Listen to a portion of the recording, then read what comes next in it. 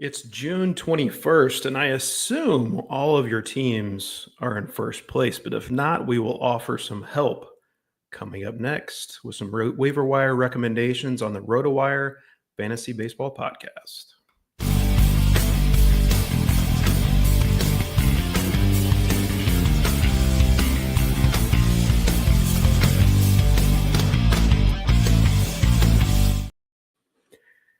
Welcome to the RotoWire Fantasy Baseball Podcast.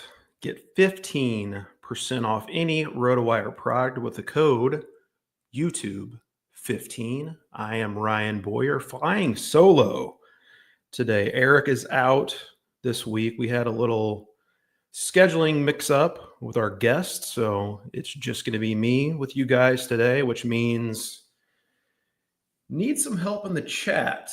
Your participation is encouraged. Ask your questions, your fantasy baseball questions, your questions about life in general. Not really. Let's stick to fantasy baseball, but you get the point. Participation encouraged this week, even more so than normal.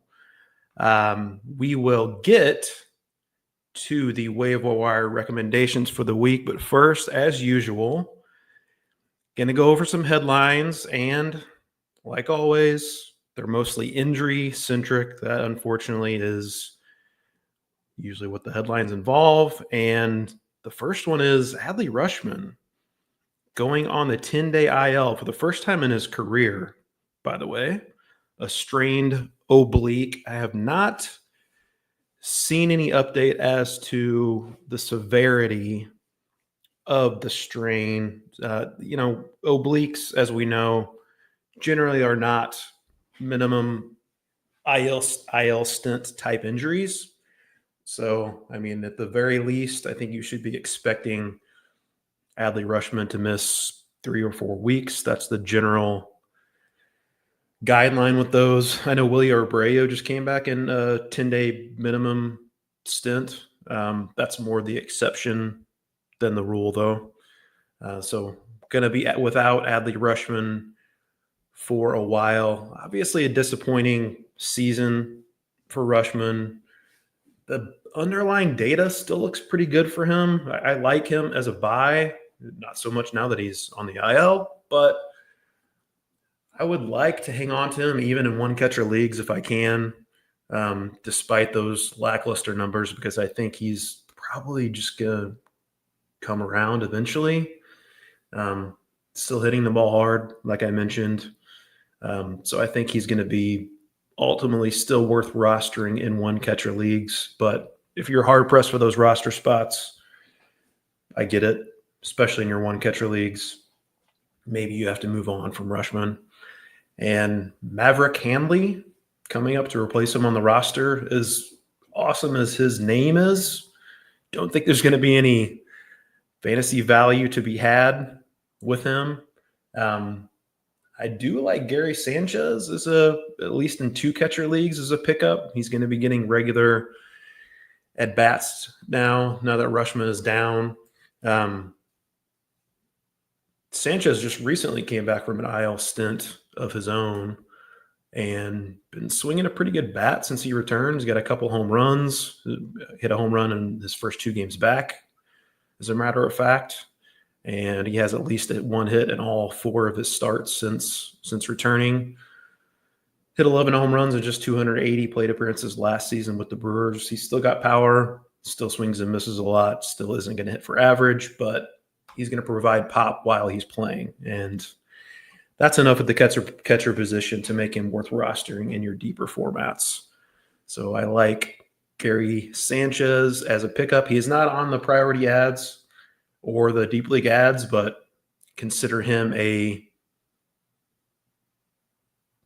unofficial addition, because the Rutschman news came out that he was going on the L came out shortly before we went live. So Sanchez not officially on their ad list, but consider him as well as an impromptu ad. More catcher injury news, unfortunately. Ivan Herrera back to the IL, a grade 2 hamstring strain. Not great. Ivan Herrera in the midst of a breakout season for the Cardinals. but he's missed time with a knee issue. Now he's going to be out. They're saying 2 to 6 weeks. I would count on definitely closer to the 6-week mark for him to come back. That's a grade 2 strain, as I mentioned. So those things are gonna take a little while. He had been DHing mostly since he came back. So I don't know, maybe that will allow him to come back a little sooner since he's essentially just been a bat since he came back from his first IL stint. But unfortunately, going to be without Ivan Herrera for a while. Pedro Pajes is going to get the bulk of the at-bats. He still had been getting the bulk of the at-bats at catcher for the Cardinals anyway. Like I mentioned, Herrera had been at the DH spot. The biggest beneficiary, probably Nolan Gorman. It looks like he's going to be getting a lot of at-bats at DH now, mixing in at second base as well, maybe a little bit of third base. I know he played third base yesterday when Arenado had a day off. Gorman has started to right the ship here in June. Swinging the bat better. He's making more contact, chasing less this season, but the power hasn't been his usual Nolan Gorman-esque power. So maybe he can find a happy medium with that approach and that power. But he should get an uptick in at-bats while Ivan Herrera is sidelined. Another injury note, Tyler Glasnow going to start up his rehab assignment, I believe, coming Sunday will be his first rehab start. Dave Roberts said he's going to need at least 3 rehab starts. So that would put him, I think I did the math, and it would be July 11th would be the first. If you're assuming 5 days rest, which the Dodgers at minimum usually give their pitchers 5 days rest in between starts. I think July 11th, right before the All-Star break, is the quickest we could see Glasnow back. Wouldn't surprise me if they ultimately push him back until after the All-Star break, just to give him a little extra time. But looking at around mid-July for his return to the Dodgers rotation. Obviously, anytime Tyler Glasnow is healthy and upright, you're going to want him in your fantasy lineup. And if he happened to be dropped in your league, scoop him back up. I'm going to talk about Emmett Sheehan in the Deeper League ads. I know he was just sent down. Still like him as a Deeper League addition, though. That's going to be one guy who's got fewer paths to a rotation spot now that Glasnow is on his way back. But yeah, Tyler Glasnow on his way back, looking like July 11th is the earliest he could potentially rejoin that Dodgers rotation. Another pitcher on his way back from the IL, going to be back sooner, next week. In fact, Shota Imanaga coming back from a hamstring issue. Cubs have not said what day he's going to rejoin the Cubs rotation, but it'll happen sometime in St. Louis is the presumption. He went 4 1/3 innings through, I believe, 72 pitches, his last rehab start. So not fully stretched out yet, but I think you're going to want to go ahead and throw Imanaga back in there the first week back anyway. I mean, that's stretched out enough, and it's not as if he's coming back from an arm issue. It's a hamstring problem, as I mentioned, so I wouldn't have any reservations about starting him the first week back. The bigger question is what the Cubs are going to do in their rotation. Cade Horton, I believe, pitching today. He's pitched pretty well. Colin Reyes pitched pretty well himself, surprisingly. Ben Brown's been a lot more up and down, although he has shown some signs of life recently. One of those guys, I presume, is going to lose their rotation spot. I think it's probably going to be Ben Brown just because of the inconsistency and the fact that he has pitched out of the bullpen. Cade Horton does have some workload worries because he was hurt for a good portion of last year. So Cubs could potentially use this as a opportunity to kind of rein in that workload. He's, I believe, starting today, as I mentioned. So it's possible he gets sent down after today's start and they bring up a reliever for a few days until Imanaga is ready. So keep an eye on that. But hopefully Cade Horton is going to stay in the rotation because he's showed some promise, certainly. One more note on the headlines, the Yankee, not injury related, well, kind of injury related, but the Yankees are going to go by kind of a duo at closer. Devin Williams had been closing when Luke Weaver went on the IL and doing well. Luke Weaver came back from the IL yesterday and actually pitched, I believe, in the seventh inning, maybe the eighth inning. I think it was the eighth inning and gave up a home run to the first batter he faced, go ahead home run. So not an ideal first appearance back in the Yankees bullpen, but Weaver, Aaron Boone says, is going to get save opportunities. Devin Williams is also going to get save opportunities for the Yankees. If you're asking me to pick one or the other out of those two rest of season, I think Devin Williams is probably going to be the guy. He's more or less looked like the Devin Williams we expect over the last 6 weeks or so, maybe a little less than that, but I don't think he's given up an earned run in quite a while. So I suspect he's going to be the guy to roster the rest of the season, but I would want to roster both of those guys if possible. Going to get to the waiver wire ads, but let's do a few of your questions first. One from Aaron Caldwell here asking a better waiver wire ad: Jacob Lopez of the A's, Brandon Walter of the Astros. Both of those guys are more deep league ads in my estimation. I would lean towards Lopez just because he offers, I think, more swing and miss upside.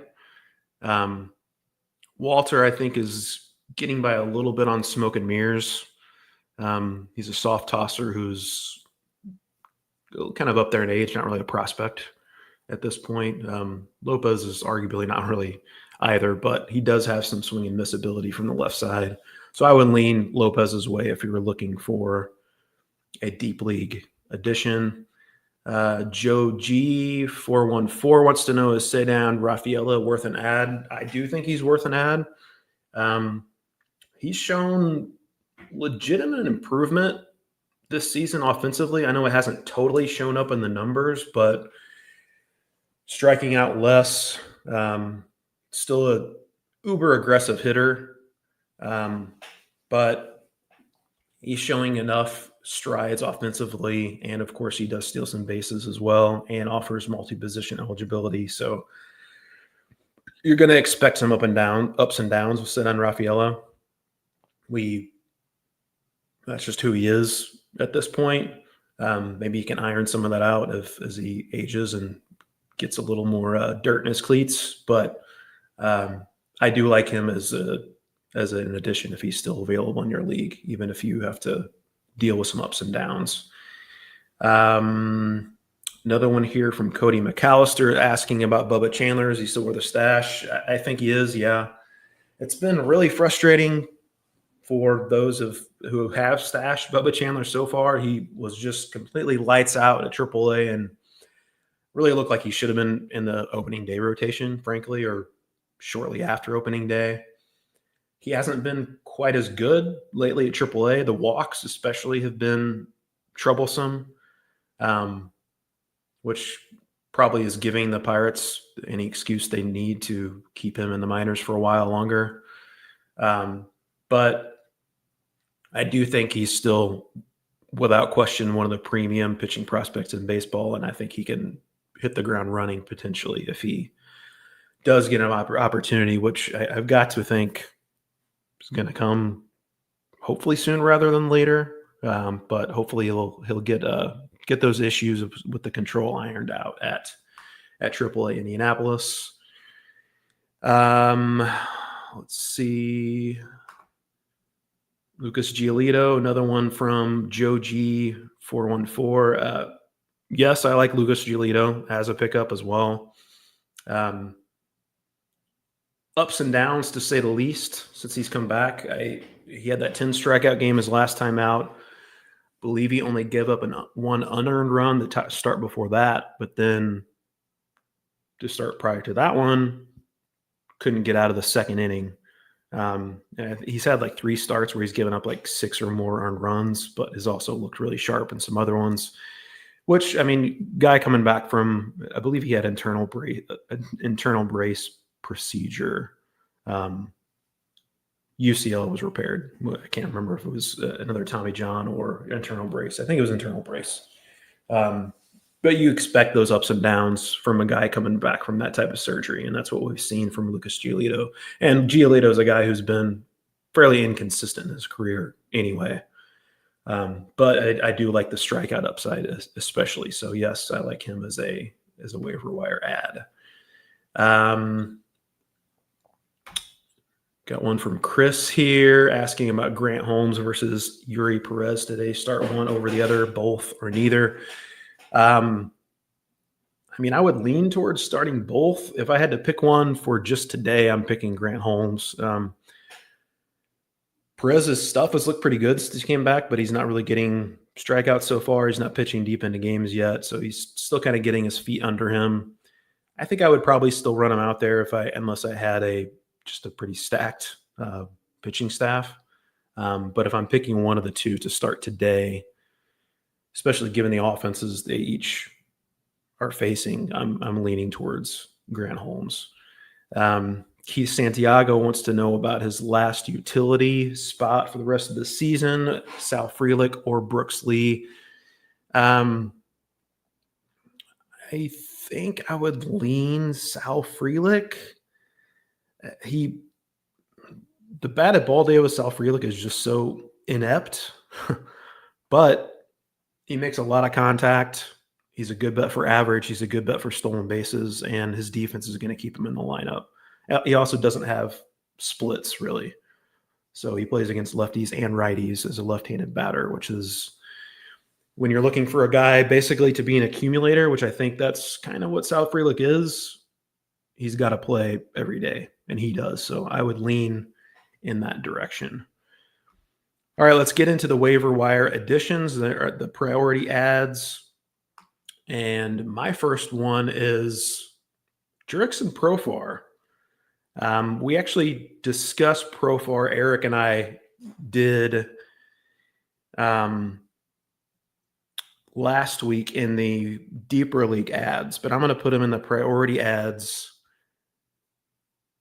this week because a couple things have changed. He is playing games again. He's on a rehab assignment. Not really a rehab assignment since he's not coming back from injury, but he is playing in AAA games with Gwinnett right now, and he's going to come back off his 80-game PED suspension on July 2nd. Brian Snitker has already said he's going to hit second in the Braves lineup when he comes back. Pretty good spot to be in. Ronald Acuna batting in front of you. Austin Riley, Matt Olson, Marcell Ozuna batting behind you. And Profar, of course, got the 3-year, $42 million deal from the Braves after hitting 280, 380, 459, 24 steals, 10 stolen bases. The batted ball data for Jurickson Profar basically looks the same, other than the fact that he just hit the ball a little harder. And yeah, I think we can maybe guess how that happened. So it's, anybody's guess as to how he's going to come back from a PED suspension. But I will say, I mean, that's if he did receive a boost from that PED use, it's probably not totally out of his system yet. Maybe he can still retain some of that harder hit ball ability. You look at what he's done on his quote-unquote rehab assignment so far. He's gone 9 for 17, already hit a couple home runs, just 1 strikeout and 2 walks in his first 4 games at AAA Gwinnett. So encouraging start for Jurickson Profar. They say they're going to get him as many at-bats as possible at Gwinnett before activating him, and he's going to be thrown right back into the second spot in the Braves lineup. So obviously some questions with Profar, how he's going to bounce back. but really liked him as a third, fourth outfielder in drafts this spring, and I still like him as a pickup now if he's available, even with those questions. Next waiver wire recommendation, a little bit of a different profile here, to say the least, but it's Michael Tolia, back from AAA. He's got 3 home runs in 5 games since being recalled. Also been hitting 4th or 5th the last 3 or 4 games with the Rockies.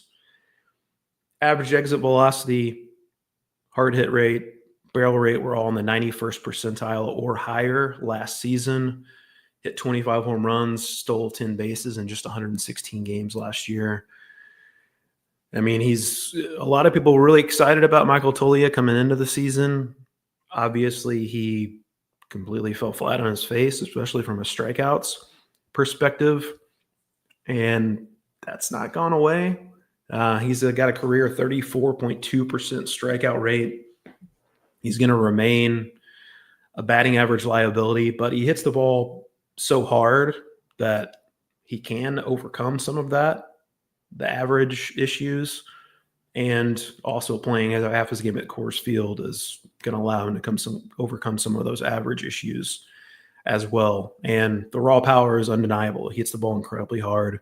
Also has a little bit of speed for a guy who's primarily a first baseman, but also eligible in the outfield. So I like Michael Tolia as a corner infield addition. Next recommendation, going to go to the pitching side, and it's Max Scherzer. Looks like he's going to be back in the Blue Jays rotation next week, returning with 2 starts against the Guardians and the Red Sox, both of those on the road.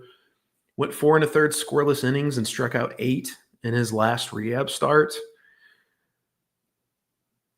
Unfortunately,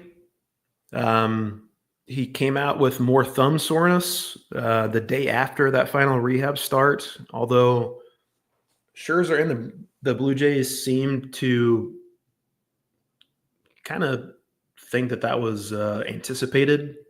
So they didn't seem totally caught off guard by the continued soreness. Just seems like something he's going to maybe have to pitch through for a while, hopefully eventually overcome. But Scherzer, obviously a health risk because of that lingering thumb issue, and he's 40 now, going to turn 41 later this season. So those health concerns are not going to go away at that age. But he's still a pretty good pitcher when he's on the mound, and he's going to be on the mound this coming week as long as he gets through his bullpen session this weekend without any issues. So Max Scherzer needs to be rostered when he's pitching, and he's going to be returning this upcoming week. So pick him up if he's available. Staying on the pitching side again for the next recommendation, Eduardo Rodriguez. Pretty well a bust of a sign for the Diamondbacks so far. I think it's pretty easy to say that, but has looked a little better since coming back from the IL. 2.81 ERA, a 12-4 strikeout to walk rate in 16 innings in his 3 starts since coming off the IL with a shoulder issue. And this is mostly, though, a recommendation because he's just got a really favorable schedule coming up, which includes 2 starts in the upcoming week at the White Sox and at home against the Marlins. About as good as it gets right there. And then the following week after that, he's got the Royals at home, another pretty favorable matchup as well. So don't know how it's going to work out over the long haul with Eduardo Rodriguez. He's not really a strikeout pitcher anymore like he was earlier in his career, but super favorable schedule coming up. So I like him as a streamer, at least for the upcoming week. Next, we're sticking on the pitching side, but we're going to the bullpen. Orion Kerkering of the Phillies has picked up the last 2 saves for the Phillies.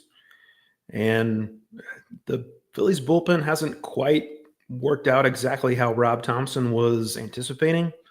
Jordan Romano has been unpredictable, to say the least. Got off to a dreadful start, lost his job, really seemed to right the ship there for a while and regained his job, but then he's been a little up and down again of late. So I don't know how trustworthy he can be moving forward. And Jose Alvarado, of course, had been awesome and was being used as the kind of the most higher leverage arm in that bullpen. But then he got popped with an 80-game PED suspension. So Kerkering looking like the favorite for saves right now in that bullpen. Not a great strikeout to walk rate so far this season for Kerkering, but the stuff looks pretty good. Looks pretty much the same as last year. And last time he gave up an earned run was back on May 6th. So he's trending in the right direction, Orion Kerkering. And from the beginning, you could make an argument that he had the most talent of anybody in that bullpen anyway. And it looks like he's going to get hopefully the lion's share of the saves. Rob Thompson doesn't like to give kind of cemented roles in the bullpen necessarily, but if you're picking a Phillies reliever rest of season, I'm going to side with Orion Kerkering. We're going to move on to deeper league ads in a bit, but first we have a message from our friends at NFFC. The NFFC RotoWire Fantasy Football Online Championship is live. Play fantasy football against your favorite RotoWire experts on the NFFC this football season. Jeff Erickson, Nick Whalen, and more will compete in the RotoWire NFFC Online Championship for a shot at $250,000. That's a lot of money. Sign up for a draft today at rotowire.com/high stakes. That's rotowire.com/high stakes. Okay, let's move into our Deep League Pitchers ads. And these, if we haven't been clear before, this is generally the general guidelines Eric and I usually use. If you play in the TGFBI league, these guys are rostered in 50% or less of those leagues. So first guy I'm going to recommend, the aforementioned Emmett Sheehan. 6 strikeouts, no walks, just 1 run allowed, and 4 innings in a start against the Padres this week. That was his first MLB start since he underwent Tommy John surgery. He also looked awesome during his rehab assignment, a 21-1 strikeout to walk rate, over 11 1/3 innings during his rehab assignment. And throughout his minor league career, 40.9% strikeout rate, just a huge number. And he's also got the Dodgers offense backing him once he gets back into that rotation. But as I mentioned, he has been sent back to the minors. I don't know when he's going to come back, but there's certainly potential for him to get a job in that rotation sooner rather than later. Tyler Glasnow, as I mentioned, is on the way back, but they've got several pitchers injured still. Tony Gonsolin just got moved to the 60-day IL. Dustin May has somehow managed to stay healthy so far this season, but given his track record, we can't count on that happening moving forward. So I still like Emmett Sheehan in your deeper formats, even though he is back in the minors for the time being. I have a reliever for my next recommendation in deeper leagues. It's Seth Halverson of the Rockies, looking like the new preferred closer for the Rockies. I know that's not the most desirable spot to be, but we are in the deep league pitcher ad section, so bear with me. He has recorded 2 of the last 2 saves for the Rockies and 3 of their last 4. Zach Agnos flamed out and then has been sent to the minors. Halverson is one of the hardest throwers in baseball. I think he averages exactly 100 miles per hour with his fastball. Not a ton of strikeouts this year from him, but ground balls are way up this season, kind of matching what he did in the minors. So that's a good thing when you're pitching half your games at Coors Field. It's a deep league edition. I'm not going to count on a ton of saves from any Rockies closer, and Halverson does have some control issues, but I think he's the best option in that bullpen. Little follow-up here. Chris is asking about Halverson. Would you take Halverson over Presley in a league that counts combined saves and holds? I would lean Presley out of those two, just a much more desirable situation. If you are in a league that includes holds, as you mentioned. So I would lean towards Presley, who gave up a couple runs yesterday, but has mostly pitched a lot better over the last 6 weeks or so. Let's see. Another question here from Ad Trout or Profar. Rest of season in a head-to-head points league. I think you have to go Mike Trout. I'm trying not to overthink it here. Obviously, we can't count on Trout staying healthy the rest of the season. He's still not able to play the outfield. He's limited to DH duty as he works his way back from that knee issue. But I think you have to side with Trout there, as much as I like Jurickson Profar. Let's see. The next final recommendation in your deep league pitcher ads, a guy who is currently on the IL, but Cody Bradford of the Rangers, targeting an early July return, so shouldn't be too much longer until we see him. Great season from Bradford last year, 3.54 ERA, a 70-13 strikeout to walk rate, and 76 and a third innings. He's not a big strikeout guy, 22.3% strikeout rate. It's a little above league average, but it also comes with a 4.6% walk rate, just pristine control from Cody Bradford. Has an extreme over-the-top delivery, also gets elite extension, and that helps that fastball play up. He averaged less than 90 miles per hour with that fastball last year, so not an overpowering pitch, but hitters just can't seem to square it up. And also pairs really well with his changeup, which is probably his best pitch. So Bradford, while he doesn't have overwhelming stuff, proven arm at the big league level, he's really good whip bet due to his elite control. So even if the upside isn't super high, and I should mention coming back from an elbow sprain, which is certainly a significant injury. So keep an eye on how he recovers in his rehab starts, but it seems like a rehab assignment for Cody Bradford is imminent. But Bruce Bochy has said he'd like to get him built up to 5 innings by July 4th. And I don't know if that means he's going to enter the rotation at that point,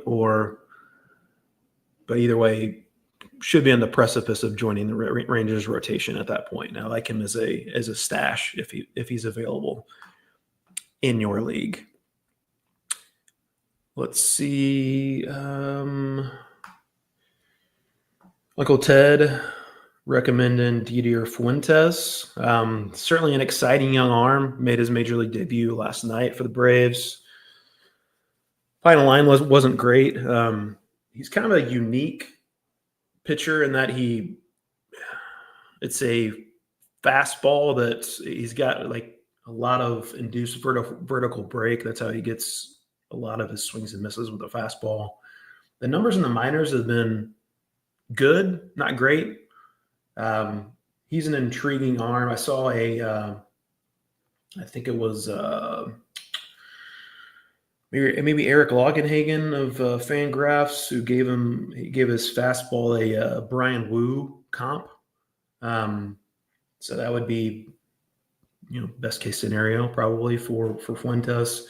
Unfortunately, he's not going to have a long-term spot in the Braves rotation, at least not right now.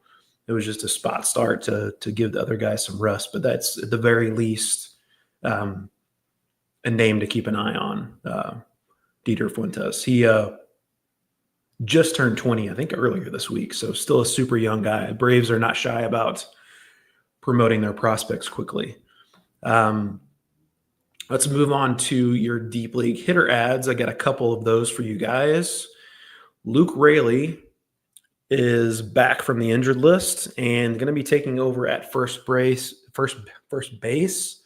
Rowdy Tellez designated for assignment. Surprised me a little bit, but I think it was the right move that the Mariners made. So Raley should see the bulk of his starts at first base against right-handed pitching, but he can also play the outfield as well. 22 home runs, 11 stolen bases, and just 455 plate appearances in 2024. He's always hit the ball really hard. He's also a surprisingly good athlete for a guy who's like 6'3", 240. He's got had borderline elite sprint speed at the major league level for a huge guy. So he can contribute a little bit in the stolen base area as well. Strikeouts have been an issue for Raley, but they've actually gone down every year he's been in the majors. Unfortunately, he's probably not going to play against lefties at all. They have a couple of other options that they can slide in at first base, most notably Donovan Solano against left-handed pitching. So a platoon bat, but he's on the strong side of a platoon. And also sometimes what people don't always remember is that just because you don't start the game as a strong side platoon bat doesn't mean you can't come and get a bat or two off the bench. So just because he's not going to be starting against lefties doesn't mean he can't get any at bats those days. So I think even with playing 5 times a week, getting 15, 17 plate appearances a week, I think Luke Raley is worth picking back up in your deeper formats. Next deep league hitter ad, going on the other end of the spectrum, a smaller guy in David Hamilton, looking like your new second baseman for the Red Sox with Kristen Campbell going down to the minors. David Hamilton had 33 stolen bases, caught just 4 times in only 98 games last season for the Red Sox. Managed 12 steals in 2025, despite just 103 plate appearances and only a .218 on base percentage. He's not hit well at all this season, but did hit a home run last night. And the leash is going to be short with him, certainly. Especially when Alex Bregman comes back, I assume they're probably going to slide Marcelo Meyer over to second base at that point. But Bregman's still got a little while to go, and we have seen, even if the bat doesn't look great, that David Hamilton's going to steal bases. So I think he's worth picking up in a league if you need those stolen bases. Should have multi-position eligibility. And yeah, as I mentioned, not going to have a super long leash, but when he gets on base, he's going to run. So he's not going to be a recommendation for everybody. If you're okay in steals, you can probably just avoid him. But if you do need those steals, I think he's a worthy option. Keith Santiago wants to know, who do I drop for Scherzer? Matthew Liberatore, Yuri Perez, or Clark Schmidt? I don't think I would drop any of those guys. Liberatore has been up and down lately. Did have a nice start his last time out. If you told me that Max Scherzer was going to make 20 starts the rest of the season, I would rather have him than Liberatore. But I don't think we can count on that happening. So I think I would lean towards keeping all 3 of those guys over Scherzer for the time being. And I think we're going to call it quits for this week, guys. I appreciate all the action in the comments section. You guys helping me out with a solo pod today. Much appreciated. And again, remember, you can get 15% off any RotoWire product with code YouTube15. And we will be back next week. Eric should be back with me for next week's Fab Show. Good luck with your teams the upcoming week, and we'll see you soon. Later.